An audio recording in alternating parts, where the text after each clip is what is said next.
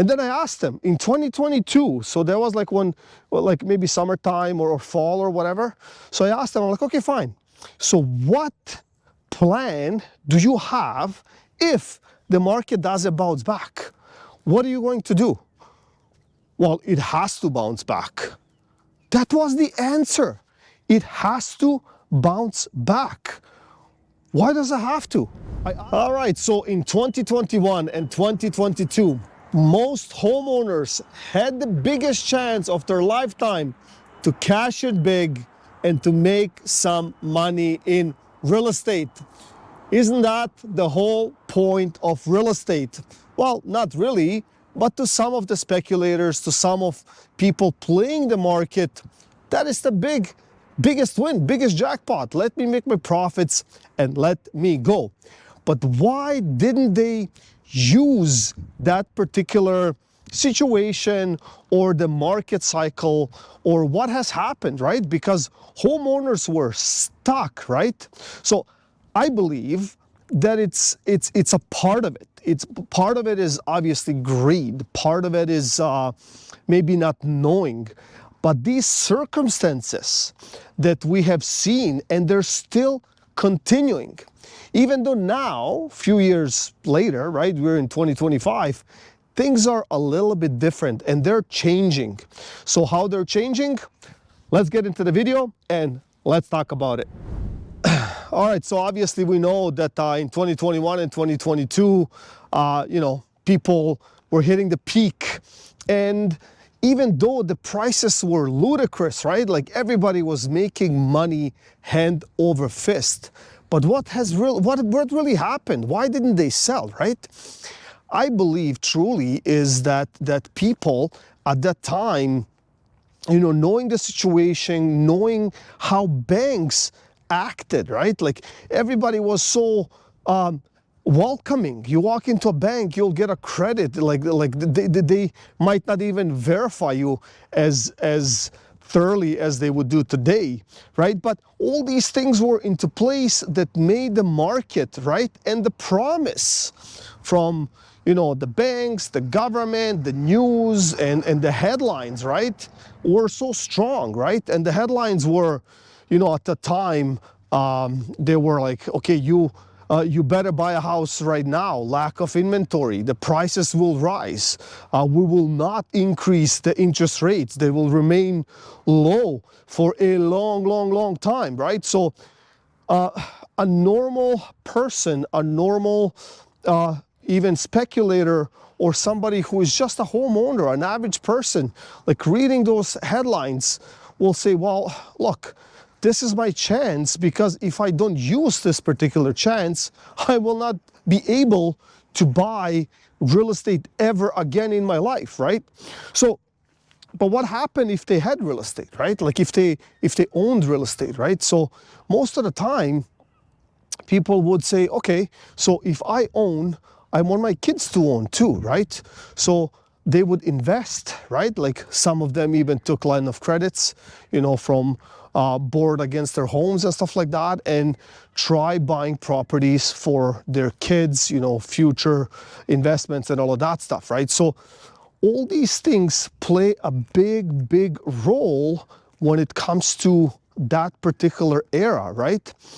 And then the shock, right?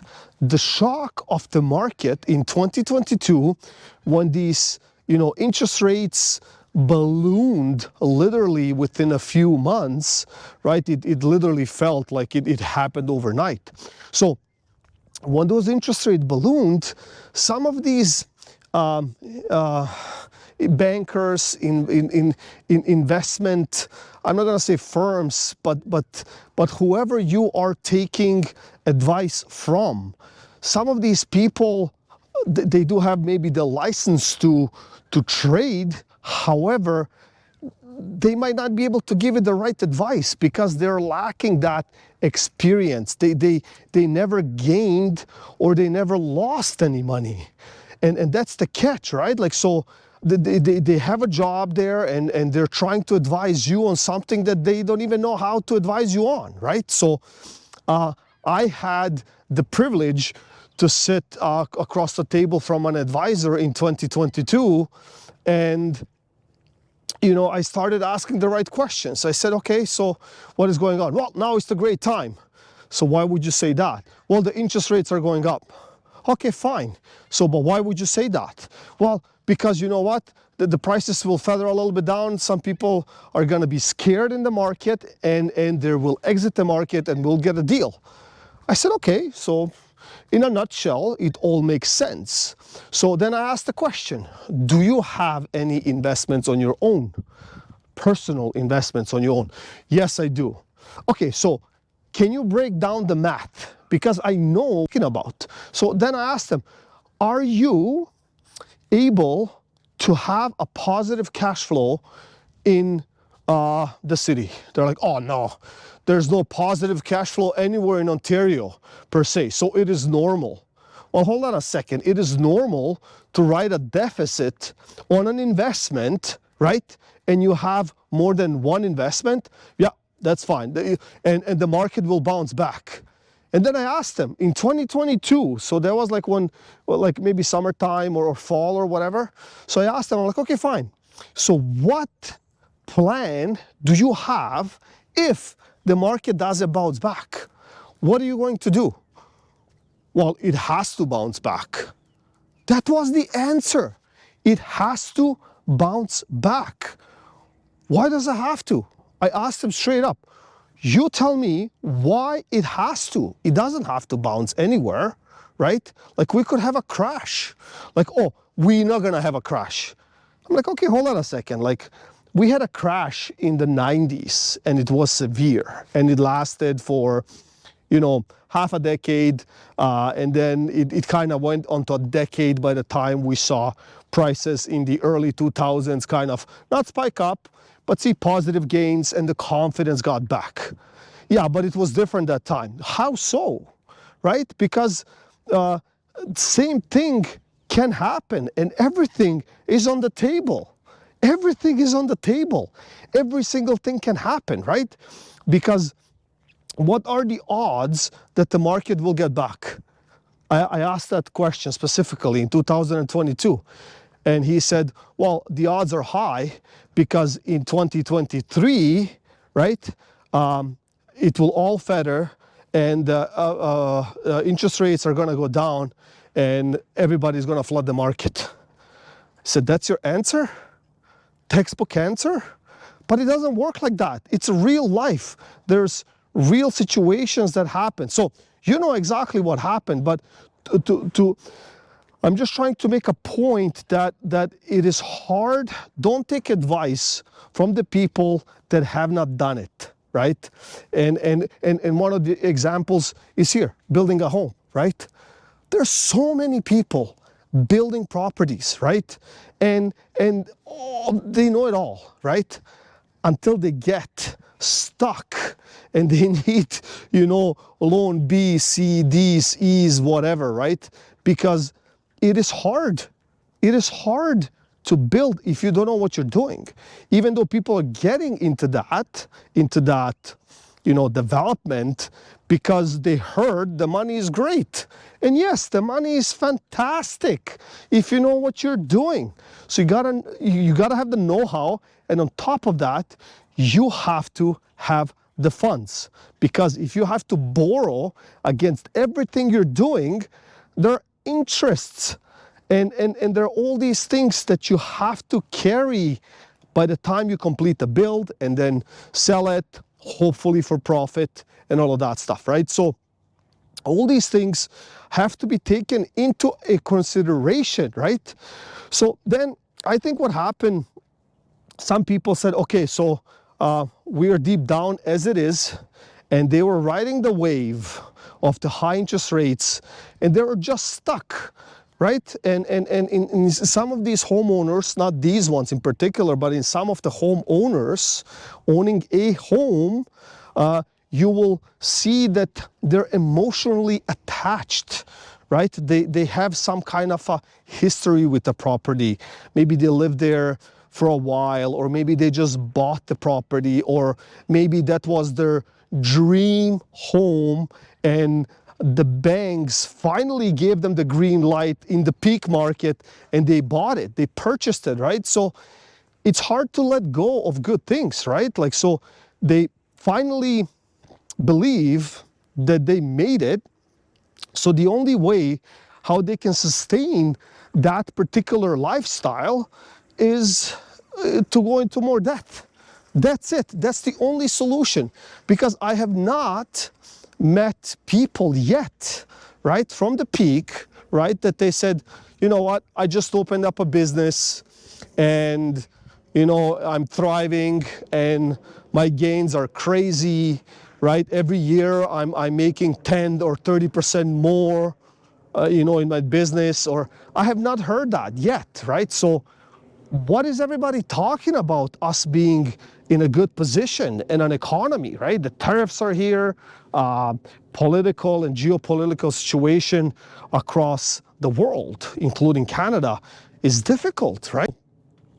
So when I'm looking at all of this, and don't forget the immigration, right?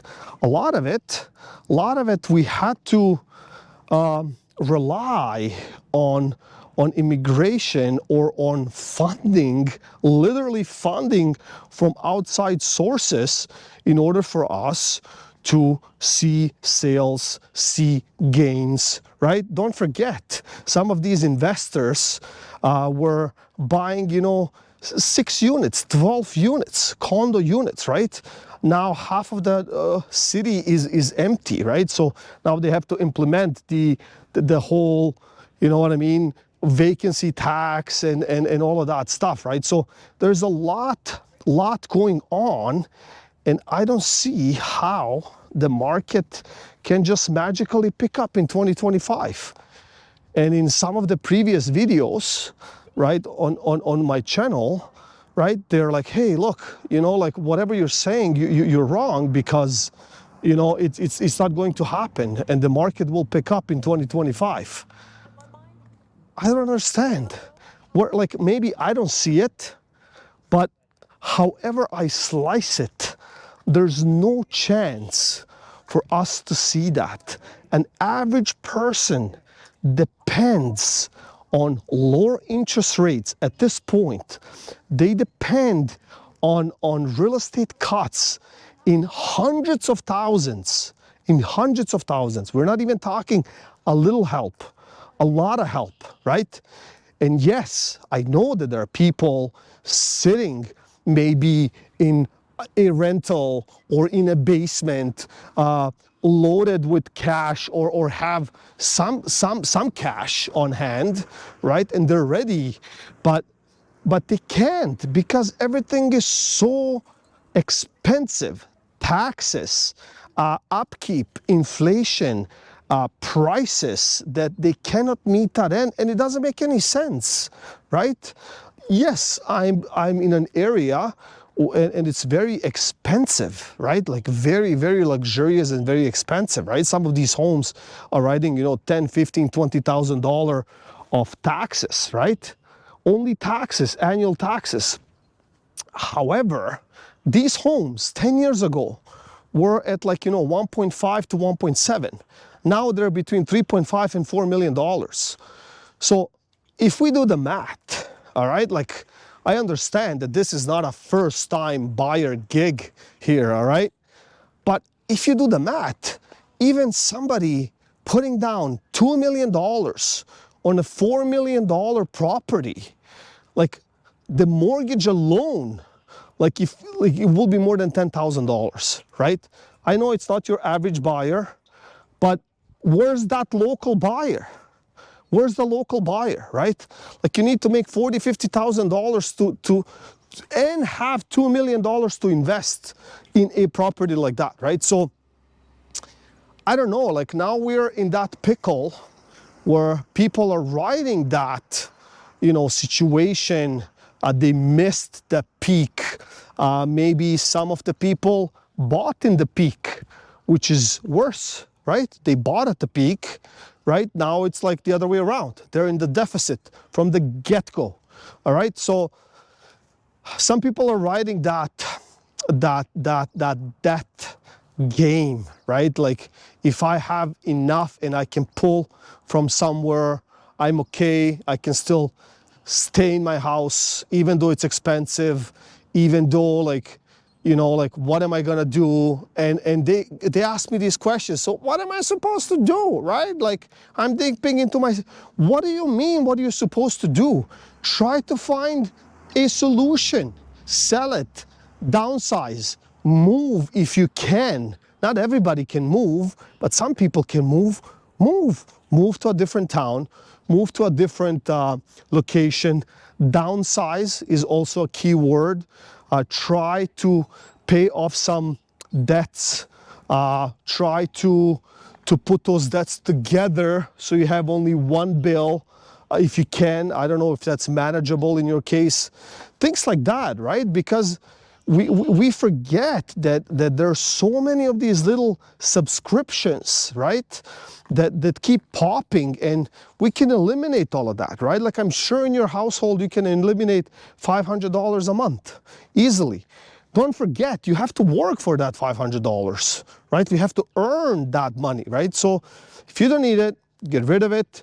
Try to downsize maybe the lifestyle, and if you don't have another choice, maybe you can write it out. But the fact that the market in 2025 will boom or we'll see any gains, I really don't know. I mean, comment below. I'm curious to hear what you have to say. Until then, be safe, stay strong, and I'll see you in the next one.